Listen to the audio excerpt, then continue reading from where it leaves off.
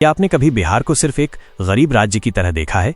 तो रुक जाइए, क्योंकि ये वो धरती है जहां से भारत की आत्मा ने पहली बार सांस ली थी। आज भले ही कुछ लोग बिहार को पलायन, बेरोजगारी और राजनीतिक अस्थिरता से पहचानते हों, लेकिन यही बिहार कभी पूरी दुनिया को ज्ञान, धर्म और संस्कृति सिखाता था। ये सिर्फ इतिहास नहीं, ये आज भी बिहार की हर गली, हर गांव और हर शख्स की सांसों में जिंदा है। चलिए बिहार के बीते कल से आज के हालात तक का एक सफर शुरू करते हैं। से लेकर मौर्य तक अखंड भारत की नींव 2500 साल पहले जब दुनिया के ज्यादातर हिस्से जंगलों में खोए थे, तब बिहार में मगध साम्राज्य का उदय हो चुका था। राजगृह से लेकर पाटलिपुत्र तक सम्राट चंद्रगुप्त मौर्य ने चाणक्य जैसे आचार्य के साथ मिलकर एक भारत का वो सपना देखा जिसे आजाद भारत ने 1947 में पूरा किया। आज जब कोई युवा पटना में यूपीएससी की तैयारी करता है, तो वो सिर्फ नौकरी नहीं ढूंढ रहा होता, बल्कि वो उस सम्राट की विरासत को आगे बढ़ाने की कोशिश कर रहा होता है जिसने अखंड भारत खड़ा किया था। बुद्ध की धरती और आज का समाज बोध गया, जहां एक राजकुमार सिद्धार्थ तपस्या करके बुद्ध बने और यहीं से अहिंसा, त्याग व करुणा की शुरुआत हुई। लेकिन आज इसी बिहार में जाति की दीवारें, राजनीति में कटुता और समाज में तनाव है। तो सवाल उठता है, क्या हम बुद्ध की धरती पर खड़े होकर नफरत की खेती कर सकते हैं? शायद नहीं। आज जब बिहार का कोई छात्र सरकारी बस में बैठकर बौद्ध मंदिर देखने जाता है, तो वो खुद से सवाल करता है, क्या मैं भी बुद्ध जैसा कुछ बदल सकता हूँ? ज्ञान की भूमि, नालंदा की वापसी। कभी दुनिया भर के छात्र जिस नालंदा विश्वविद्यालय में पढ़ने आते थे, उसे बख्तियार खिलजी ने जलाकर राख कर दिया था। हजारों किताबें और सालों की मेहनत आग में जल गईं।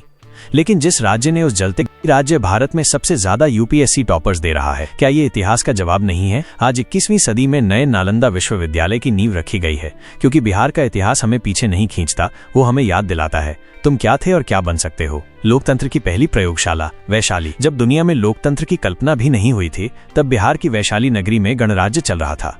और आज जब लोकतंत्र पर खतरे की चर्चा होती है, तो बिहार फिर से सवाल बनकर खड़ा होता है, क्या हम अपने पुरखों के उस लोकतांत्रिक स्वाभिमान को जिंदा रख पाए? शायद इसीलिए लोकतंत्र यहाँ के लोगों के खून में है, जहाँ आज भी राजनीति सबसे तीखी और बहस सबसे दमदार होती है। संघर्ष और स्वाभिमान का इतिहास। जब भारत पर विदेशी आक्रमण शुरू हुए, तो सबसे पहली चोट इसी धरती पर पड़ी। 12वीं सदी में खिलजी ने ज्ञान जलाया, तो 16वीं सदी में यहीं की मिट्टी से शेरशाह सूरी जैसा योद्धा निकला, जिसने अकेले दिल्ली सल्तनत की जड़ें हिला दी और जीटी रोड जैसा तोहफा दिया। फिर अंग्रेज आए और बक्सर के युद्ध के बाद बिहार सत्ता का केंद्र न रहकर गुलाम बन गया। लेकिन बिहार चुप नहीं रहा। 1857 की क्रांति में 80 साल के बाबू कुंवर सिंह ने ऐसी तलवार उठाई कि आज भी बिहार का युवा एनडीए और सीडीएस की तैयारी करते हुए कहता है, उम्र नहीं, इरादा बड़ा होना चाहिए। 1917 में जब अंग्रेज नील की खेती के नाम पर किसानों का शोषण कर रहे थे, तब बिहार की धरती ने ही महात्मा गांधी को चंपारण सत्याग्रह के लिए बुलाया और देश को सिखाया कि संघर्ष सिर्फ तलवार से नहीं, विचार से भी होता है। 1974 में जब देश पर इमरजेंसी का खतरा मंडराया, तो जयप्रकाश नारायण जेपी ने पटना की सड़कों से संपूर्ण क्रांति का नारा दिया। इस आंदोलन से निकले नेता आज देश चला रहे हैं, और आज भी जब बिहार का छात्र रोजगार और भ्रष्टाचार पर सवाल करता है, तो जेपी की आवाज गूंजती। के बाद का बिहार, उम्मीदें और हकीकत। 1947 के बाद बिहार को नई उम्मीदें मिली, लेकिन वे जल्द ही राजनीतिक अस्थिरता, जातीय संघर्ष और आर्थिक पिछड़ेपन के संघर्ष में बदल गईं। 2000 में झारखंड के अलग होने से बिहार ने अपने कोयले, लोहे और बड़े उद्योग खो दिए, जिससे अर्थव्यवस्था और कमजोर हो गई। एक दौर जंगल राज का भी आया, जब प्रशासन चरमरा गया। लेकिन 2005 के बाद नीतीश कुमार के सुशासन के वादे ने बदलाव की उम्मीद जगाई।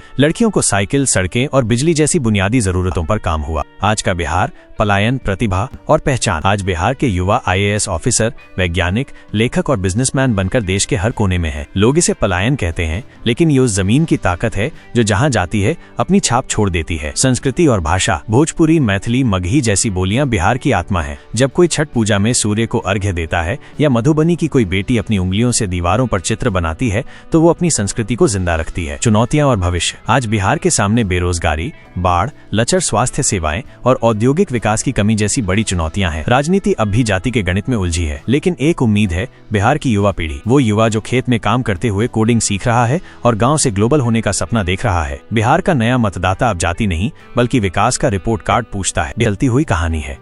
कहा जाता है, जब किसी जमीन पर बार बार आक्रमण होते हैं, तो या तो वो मिट जाती है या फौलाद बन जाती है। बिहार ने दूसरी राह चुनी। ये राज्य अब इतिहास बनेगा नहीं, बल्कि इतिहास बनाएगा।